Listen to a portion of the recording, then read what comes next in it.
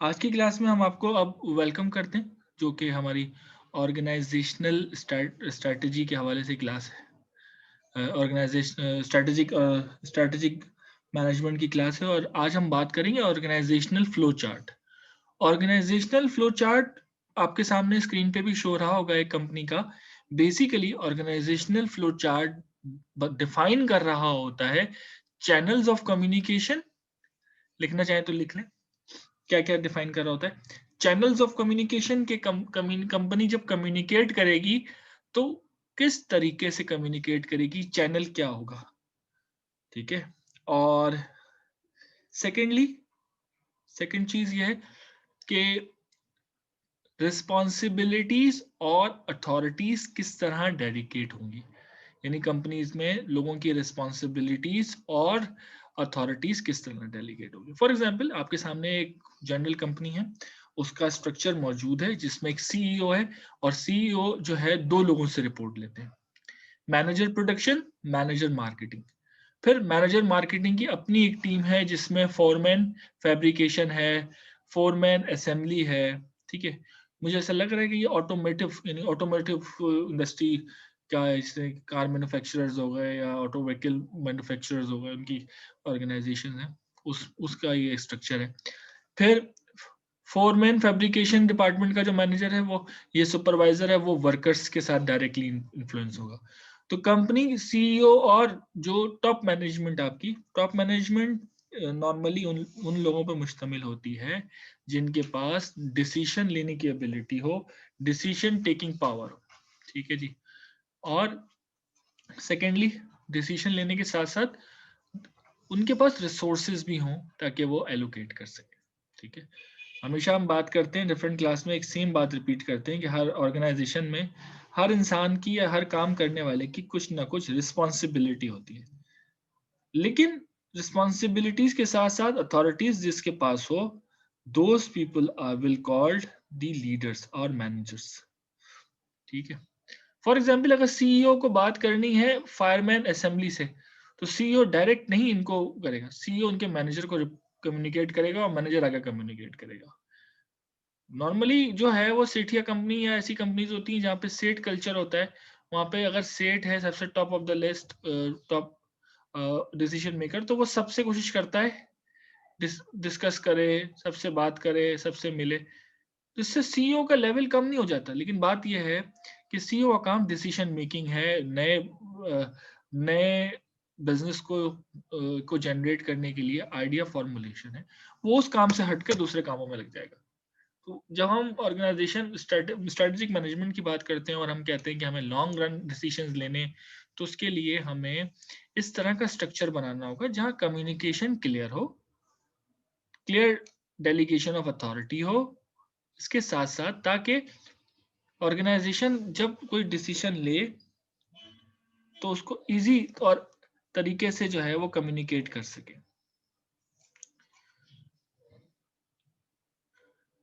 आगे चलते हैं हायरार्की ऑफ स्ट्रेटेजी के ऊपर।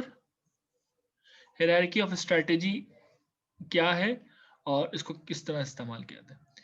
जब भी आप स्ट्रैटेजिक मैनेजमेंट में वर्ड स्ट्रैटेजी का में हायरार्की ऑफ स्ट्रैटेजी की बात करेंगे, तो तीन तरह की स्ट्रैटेजी होती है: corporate strategy, business strategy, functional strategy.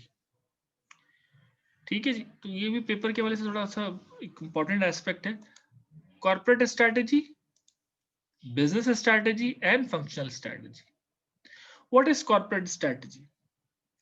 Corporate strategy is formulated by a group of people to for attaining three things: stability, growth and retrenchment. Her company की तीन किस्म की स्ट्रैटेजीज होती हैं। कॉर्पोरेट स्ट्रैटेजी होती है, बिजनेस स्ट्रैटेजी होती है और फंक्शनल स्ट्रैटेजी होती है। सबसे पहले कॉर्पोरेट स्ट्रैटेजी में क्या क्या चीजें कवर होती हैं वो बात करते हैं।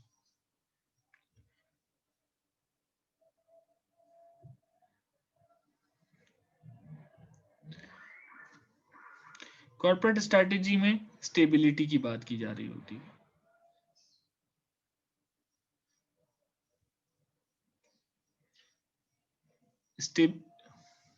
स्टेबिलिटी का मतलब ये कि कंपनी की Stability strategy is a corporate strategy where a company concentrate on maintaining its current market position. A company that adapts such as approaches focuses on existing product and market usually. Stability का strategy में क्या होता है, company इस तरह की strategy बनाती है, इस तरह की अपने तरीक़ाकार पे अमल कर रहे होते हैं, प्लानिंग और डेवलपमेंट पे अमल कर रहे होते हैं कि कॉन्सेंट्रेट हो आपके करंट मार्केट शेयर का, यानी आपका जो भी करंट मार्केट शेयर है उससे रिलेटेड जो भी डिसीजन मेकिंग होती है कि अभी आपको करंट मार्केट जो भी इश्यूज चल रहे हैं वो क्या क्या है. For example no change, profit strategy, pause, proceed, ये एक कुछ इसमें से और इसके जो है वो सब टाइटल्स हो सकते हैं. यानी जब भी कंपनी बात करती है करंट मार्केट पोजीशन को सस्टेन रखने के लिए या उसको मेंटेन रखने के लिए वो स्टेबिलिटी सिचुएशन में आ जाता है. रिसेंटली जब कोविड-19 का मामला शुरू हुआ पूरी दुनिया में, तो चाहे स्मॉल बिजनेसमैन थे, लार्ज स्केल बिजनेसमैन थे, सबकी जो स्ट्रैटेजी थी वो 360 डिग्री को चेंज की गई. ठीक है, और ऑर्गेनाइजेशन इस चीज पे अमल कर रहे थे कि अभी it's a time to survival, it's in war of survival. जिसने उस टाइम पीरियड में सर्वाइव नहीं कर सके वो बिजनेसेस बंद हो गए. कोई नई प्रोडक्ट डेवलपमेंट देखने को नहीं मिली इस साल सिवाय मेडिकल इंडस्ट्री के. तो इस साल ज्यादातर कंपनी स्टेबिलिटी स्ट्रेटजी पे अमल करते हुए नजर आए कि उनका बिजनेस स्टेबल रहे, जो उन्होंने टारगेट सेट किए हैं वो सस्टेन रहे. ठीक है, एटलीस्ट कंपनी लॉस में ना जाए. सेकेंड हम बात करते हैं growth strategy. Growth strategy is a plan of action that allows you to achieve a higher level market share than you currently have. Growth level strategy में क्या होता है कि ऑर्गेनाइजेशंस ग्रो करने की बात कर रही होती हैं, और ऑर्गेनाइजेशन ग्रो किस तरह करती हैं, नई प्रोडक्ट एंड डेवलपमेंट करके, नई मार्केट आइडेंटिफाई करके, नए कस्टमर्स को अपने बिजनेस में ऐड करके. ठीक है जी, कंपनीज कोशिश करती हैं कि इस तरह का बिजनेस को अडेप्ट किया जाए या इस तरह की प्रोडक्ट एंड सर्विसेज ऑफर की जाए जिससे आपके करंट मार्केट शेयर इंक्रीज हो. फॉर एग्जांपल एक कंपनी है जो कि मोबाइल फोन्स प्रोड्यूस कर रही थी, अब वो मोबाइल एक्सेसरीज भी प्रोड्यूस करने लगी. तो वो तमाम लोग जो कि पहले सिर्फ उसका मोबाइल लेते थे, अब जिनके पास अदर कंपनीज के मोबाइल हैं लेकिन वो चाहते हैं कि एक्सेसरीज लें, तो वो एक्सेसरीज भी ले सकते हैं.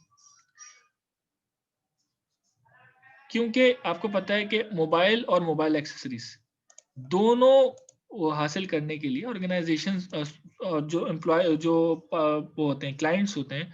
फॉर एग्जांपल जरूरी नहीं है कि अगर मेरे पास नोकिया का मोबाइल है तो मैं नोकिया का ही चार्जर यूज कर रहा हूँ. आजकल आपको पता है जेनरिक चार्जर होता है, वो इस्तेमाल कर लेते हैं.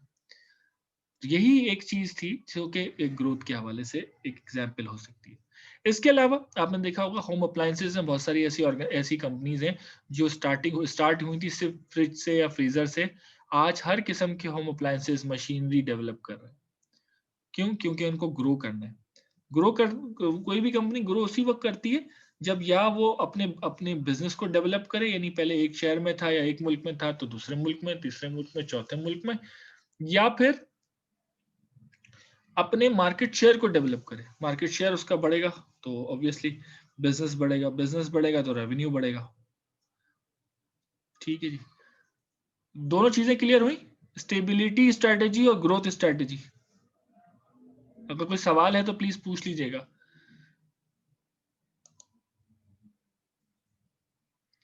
हाँ जी, any question till now? No sir. नहीं सर. जी इलियास साहब कोई सवाल? हाफिज काशिफ इलियास साहब आपसे आपका कोई सवाल?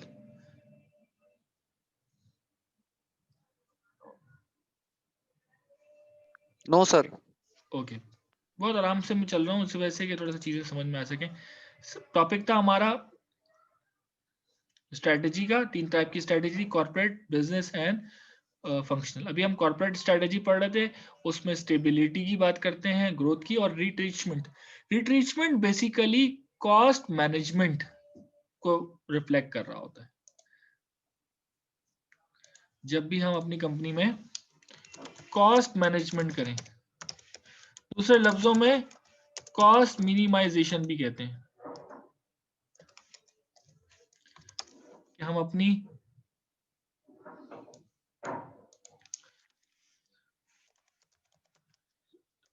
रिड्यूस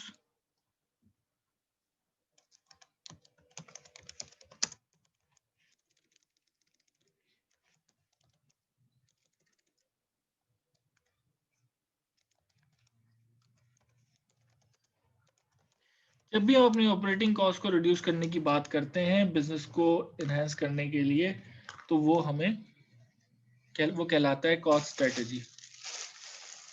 ठीक है, रिट्रीचमेंट स्ट्रेटेजी। रिट्रीचमेंट स्ट्रेटेजी में हम ये इवेलुएट करते हैं कौन कौन सी कॉस्ट को हम जो है वो मिनिमाइज कर सकते हैं, हम उन कॉस्ट को मिनिमाइज करते हैं। किसी भी ऑर्गेनाइजेशन में बिजनेस का या ऑर्गेनाइजेशन मॉड्यूल में अल्टीमेटली ऑब्जेक्टिव यही होता है कि कॉस्ट कम हो, एक्सपेंसेस कम हो, और सेविंग ज्यादा हो या रेवेन्यू ज्यादा हो। हम अपने घर में भी अगर बात करें ना, तो रेवेन्यू उसी तरीके से होता है कि हम कोशिश करते हैं कि सेविंग्स बढ़ाई जाए और जो अर्निंग है वो इंक्रीज की जाए, सेविंग्स बढ़ाई जाए, अर्निंग इंक्रीज की जाए और एक्सपेंसेस कम करें। तो स्टेबिलिटी स्ट्रेटेजी, ग्रोथ स्ट्रेटेजी और रिट्रीचमेंट स्ट्रेटेजी, जिसमें कुछ अगर कंपनी के ऐसे प्रोजेक्ट्स हैं, कंपनी का कोई इस तरह के वो हैं प्रोडक्ट हैं जो कि फायदा नहीं दे रही है, कंपनी उसको उस प्रोडक्ट की प्रोडक्शन रोक सकती है। कंपनीज की कोई इस तरह की प्रोडक्ट इस तरह का कोई वो है, बिजनेस है या कोई फैक्ट्री है जो कि कंटिन्यू लॉस में जा रही है, कंपनी उसको बंद कर सकती है टेम्पररी या परमानेंट तौर पे, डिपेंड अपॉन सिचुएशन। कोई इस तरह का कंपनी की कुछ इस तरह के एम्प्लॉयज हैं जिनको जो के काम के हवाले से थोड़ा सा उनकी परफॉर्मेंस कम है, कंपनी उनको लाफिज कर सकती है। ठीक है, तो रिट्रीचमेंट में आप कॉस्ट मैनेजमेंट पे बात करेंगे, कौन सी ऐसी कॉस्ट हैं जो नेगोशिएबल हैं कि उसे हम रिड्यूस कर दें। नॉन निगोशिएबल होंगी तो ऑब्वियसली हम नहीं करेंगे। डिपेंड करता है ये कि किस तरह की कौन कौन सी कॉस्ट है।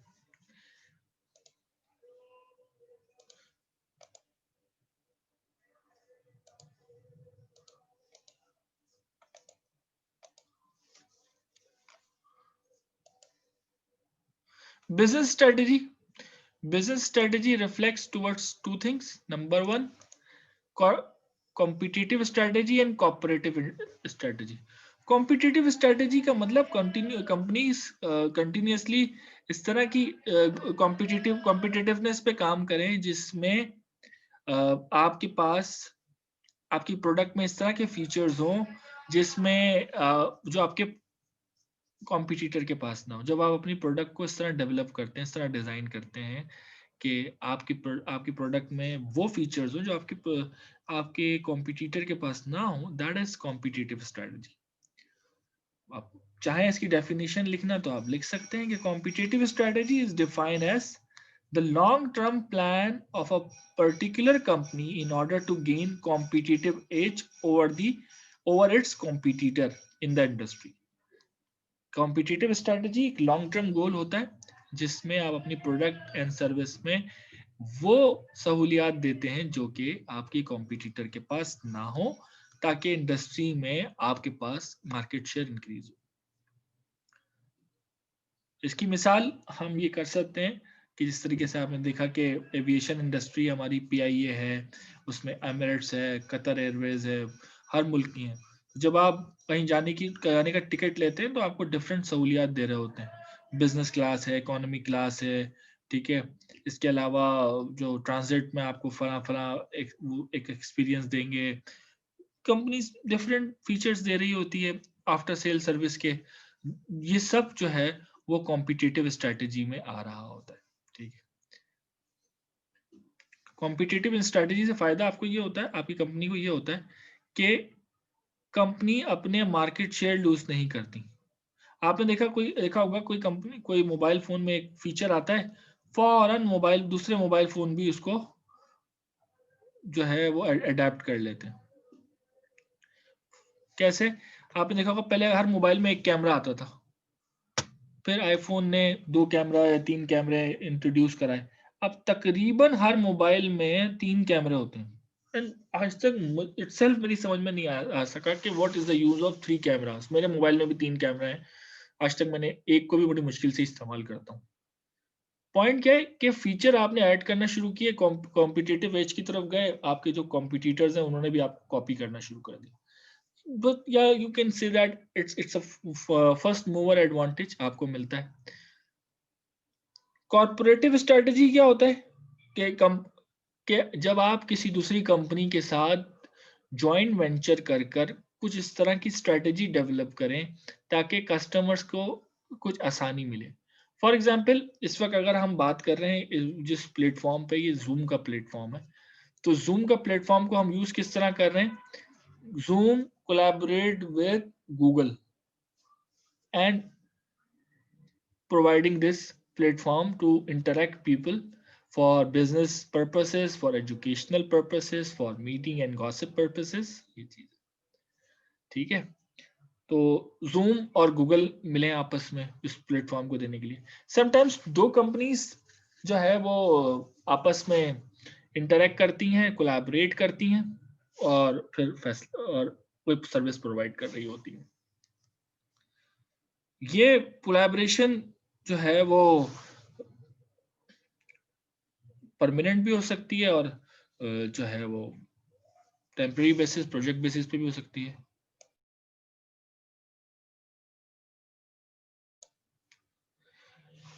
एग्जाम्पल के हवाले से जॉइंट वेंचर की एग्जाम्पल है फेसबुक और स्काइप 2011 में इनका एक स्ट्रेटेजिक अलायंस हुआ था, यानी फेसबुक और स्काइप 2011 में। फिर जब स्काइप जो था वो अपने मतलब सेपरेट एंटिटी था, बाद में जाके फिर वो माइक्रोसॉफ्ट का हिस्सा बन गया। फंक्शनल स्ट्रेटेजी में दो चीजें होती हैं, technological leadership and technological followership. Technological leadership किसे कहते हैं? Anyone having idea about it?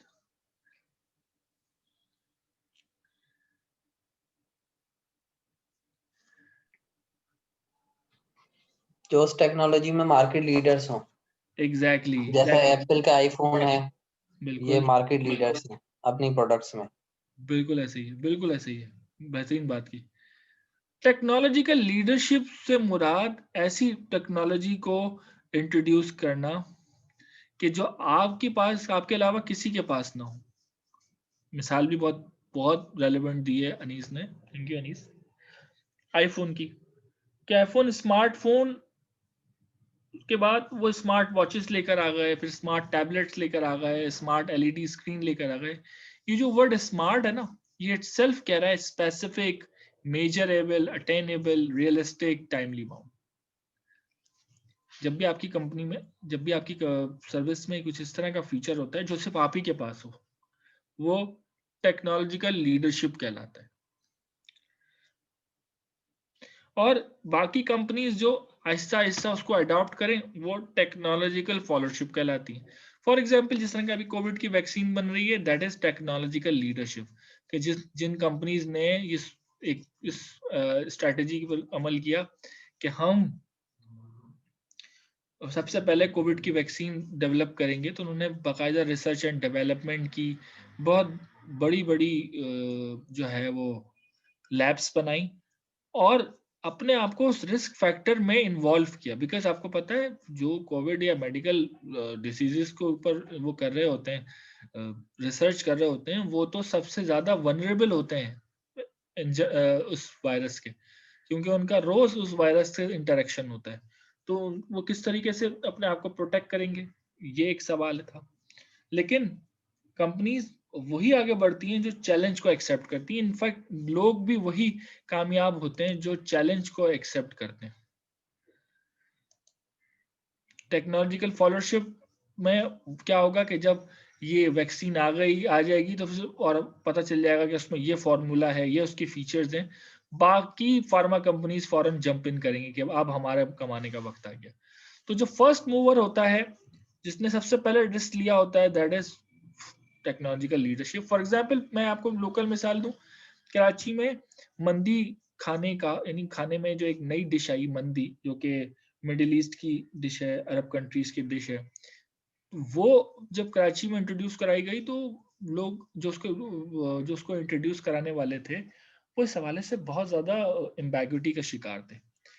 और उन्होंने कहा कि यार जो मार्केट है वो तो आज तक मैकडोनल्ड्स, पिज्जा, इनकी इनके रियल टेस्ट को डेवलप नहीं कर पाया। आज जो हम मैकडोनल्ड खा रहे होते हैं वो बिल्कुल अलग होता है। जो आज हम पिज्जा खा रहे हैं, अगर आप दुनिया भर के पिज्जा को एक्सप्लोर करेंगे तो हमारा पिज्जा, तो हम हर चीज में देसी एस्पेक्ट डाल देते हैं।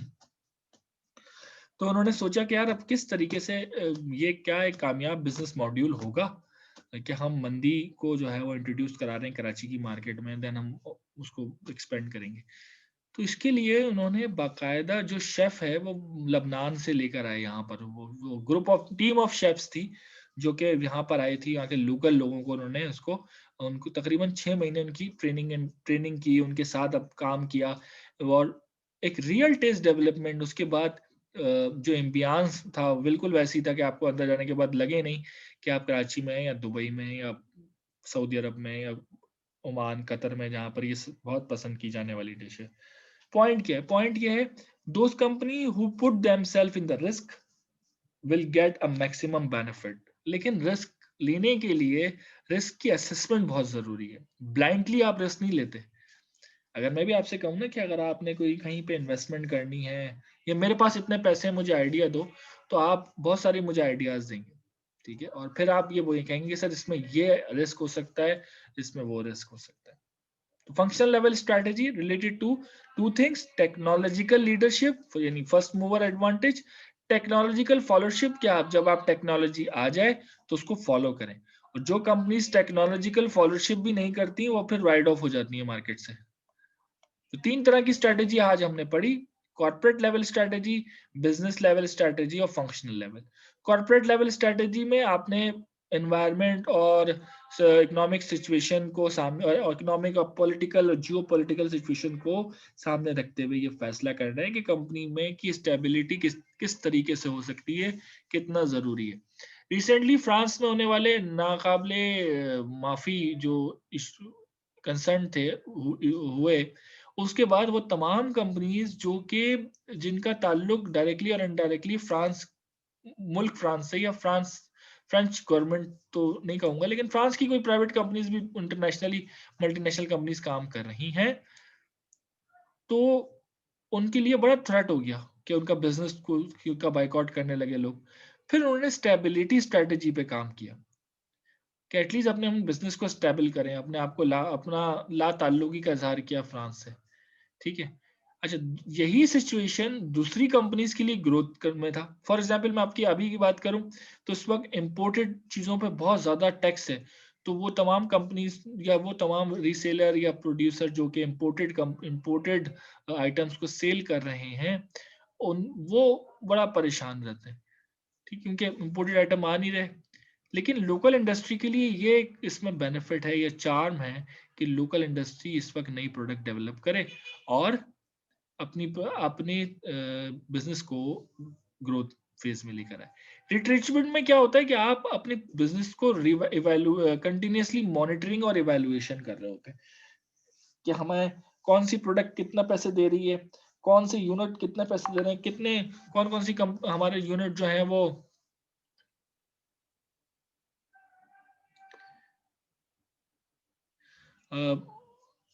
कौन सी प्रोडक्ट जो है वो कितने पैसे दे रहे हैं, कौन सा यूनिट हमें कितने पैसे दे रहा है, और कौन से ऐसे हमारे वो हैं बिजनेस या डिपार्टमेंट जो कि जो है हमारे लॉस में जा रहे हैं या फिर फायदे में जा रहे हैं। तो जब भी कंपनी डिसाइड करती है कि हमें ऐसे बिजनेसेस को राइड ऑफ करना है अपनी कॉस्ट बचाने के लिए, तो हमने देखा होगा कंपनीज जो है अपने प्लांट्स बंद कर देती हैं, डिस्ट्रीब्यूशन बंद कर देती हैं, इसी चीज को सामने रखते हुए। Number second, business strategy, competitive strategy और कॉपरेटिव। कॉम्पिटिटिव आप एडवांटेज लेते हैं, कॉर्पोरेटिव में आप मिलके काम करते हैं किसी करके। जैसे कि कोविड वैक्सीन की मिसाल दूंगा कि इसमें एक कंपनी नहीं है, रिसर्च एंड डेवलपमेंट का अलग डिपार्टमेंट था, उनके साथ कोलैबोरेट किया। किसी के पास लैब्स होंगी स्टेट ऑफ द आर्ट, उनसे रिक्वेस्ट की कि आइए हम, ये इंसानियत के लिए सब बहुत जरूरी है, आइए हम मिलते हैं। ये बिजनेस का कंपटीशन हमेशा रहेगा, लेकिन आइए हम मिलके काम करते हैं। तो इसी तरीके से एजुकेशन के हवाले से जो है वो ऑनलाइन एजुकेशन देने का जो निज़ाम है वो उसको राइज करने के लिए बहुत सारे सॉफ्टवेयर इंजीनियर्स मिले एजुकेशन इंस्टीट्यूट के साथ, और उसके बाद वो सोल्यूशन लेकर आए। फंक्शनल स्ट्रेटजी में technological leadership and technological fellowship होती है।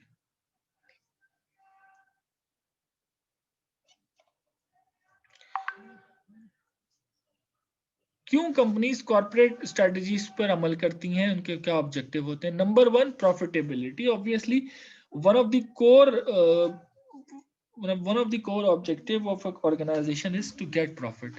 तो कंपनी स्ट्रेटजी, इन जो तीन टाइप की स्ट्रेटजी ये लेती ही इस वजह से है कि कॉर्पोरेट वो प्रॉफिटेबिलिटी उनकी इंक्रीज हो, ग्रोथ इंक्रीज हो। ऑब्वियसली प्रॉफिट को इंक्रीज करने का दो तरीका कार है, या तो मैं ज्यादा प्रोडक्ट लेकर आऊं मार्केट में और वो सेल हो, या फिर एक ही प्रोडक्ट को मेरी मेरी प्रोडक्ट के अलावा कोई ना ले। जिस तरह रूह अफ़ज़ा है, बहुत बड़ा मार्केट शेयर है इसका, ठीक है। जिस तरह पेप्सी और कोका कोला है, बहुत बड़ा मार्केट शेयर है।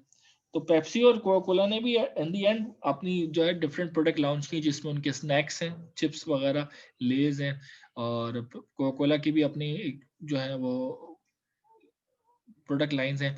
फिर मिनरल वाटर की तरफ ये लोग आए, एनर्जी ड्रिंक की तरफ ये लोग आए, ठीक है। फिर जूसेस की तरफ ये लोग आए। कोका कोला जो है वो ट्रॉपिकाना के लेकर आया, और ये स्लाइस लेकर आया, स्लाइस को जो है वो ओवरकम कर लिया पेप्सी ने। तो ये तमाम चीजें, resource utilisation, ROI, return on investment and return on expense, कि हमें जो अगर कोई टेक्नोलॉजी का आप लेकर आते हैं तो ऑब्वियसली उसमें आपकी आपको इन्वेस्टमेंट शामिल होती है। तो कोशिश करती है कंपनी के जिस रिसोर्सेज को लेकर आ रहे हैं वो, जिस रिसोर्सेज को वो जिस टेक्नोलॉजी को लेकर आ रहे हैं उस कॉस्ट इस तरह रखें कि वो रिकवर भी हो जाए, ठीक है। मार्केट लीडरशिप, हर कंपनी चाहती है कि वो मार्केट लीडर हो, ठीक है। और लीडरशिप के लिए जरूरी है कि आपकी ऑर्गेनाइजेशन की स्ट्रेटेजी ऐसी हो कि वो मार्केट लीडर हो आपकी। जिस तरह मोबाइल फोन में एक वक्त था नोकिया मार्केट लीडर था, आज आईफोन है, सैमसंग है, ये मार्केट लीडर है। और बेवरेज इंडस्ट्री में पेप्सी कोकोला, और अगर कुरियर इंडस्ट्री में टीसीएस या डीएचएल है। इस तरीके से हर इंडस्ट्री का कोई ना कोई मार्केट लीडर होता है। तो मार्केट लीडर्स आपकी कंपनी उसी सूरत में बनती है जब वो ये तीन स्ट्रेटजी सही वक्त पे, सही जगह पे और मुनासिब तरीके से इसको करें। लेकिन स्ट्रेटजी बनाते हुए कंपनीज की फ्लेक्सिबिलिटी बहुत जरूरी है। स्ट्रेटजी बनाने का हर किस मतलब ये नहीं कि you are going to strengthened and you are going to stuck, और you are not going against your strategy. नहीं, समटाइम्स कंपनी स्ट्रेटजी अलग बनाती है और समटाइम्स कंपनी उसको जो है खुद भी चेंज करती है। मैं हमेशा से मिसाल देता हूँ, हमारी फरवरी में हमारी मैनेजमेंट रिव्यू मीटिंग हुई थी। मैं अपनी कंपनी की बात कर रहा हूँ, जिसमें हम लाहौर में गए थे और हमने डिफरेंट वादे किए, डिफरेंट चीज़ों को एवेल्युएट किया। वादों से मुराद हमारी गोल्स एंड ऑब्जेक्टिव, कि हम 2020 में क्या काम करेंगे। आपकी कंपनीज में भी जब 2020 स्टार्ट हुआ तो ये वो साल था जिससे काफी लोगों को बहुत उम्मीदें वाबस्ता थी, चाहे वो नेशनल और इंटरनेशनल लेवल पे।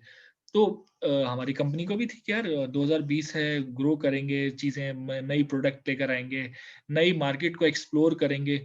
लेकिन फैब में हमारी ये मीटिंग हुई और मार्च में जो है वो ये कोविड-19 और लॉकडाउन सिचुएशन और ये तमाम हेल्थ इश्यूज इंक्रीज हुए, और फॉरेन कंपनी ने विद इन अ मंथ जो जो हमारी ईयरली गोल्स एंड ऑब्जेक्टिव थे उसको चेंज किया। कंपनी ने ये नहीं किया कि बस यार करना है, बस जो भी हो अपने वो स्टार्ट नहीं। कंपनी ने सिचुएशन को एनालिसिस करने के बाद जो है वो इस बात का फैसला किया कि नहीं यार, सिचुएशन ये जो है ये it's not an easy situation, ये एक इंटरनेशनल पेंडेमिक है और इसमें सर्वाइवल करना है। तो हमें फौरन हमारे ऑब्जेक्टिव गोल्स ये सर्वाइवल वाले, स्टेबिलिटी वाली स्ट्रेटजी को सामने रख के बना दिए गए, ग्रोथ स्ट्रेटजी को बना सामने रख के नहीं बनाए गए। ये कुछ मिसालें थी और आज की क्लास थी। अगर कोई सवाल है तो you are more than welcome to ask a question.